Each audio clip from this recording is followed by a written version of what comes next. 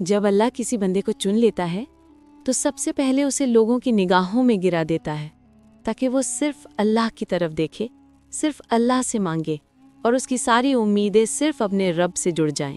جب یہ مرحلہ مکمل ہو جاتا ہے تو پھر اللہ اپنے خزانے کے دروازے کھول دیتا ہے۔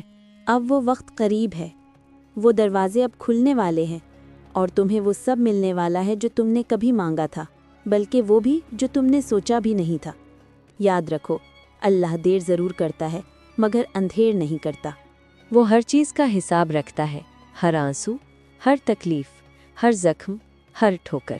اور جب اللہ دیتا ہے تو اتنا دیتا ہے کہ بندے کی آنکھیں نم ہو جاتی ہیں، مگر اس بار آنسو غم کے نہیں شکر کے ہوں گے، کیونکہ تمہیں وہی ملے گا جو تم نے مانگا تھا، لیکن اس صورت میں جو تمہارے لیے سب سے بہتر ہوگی۔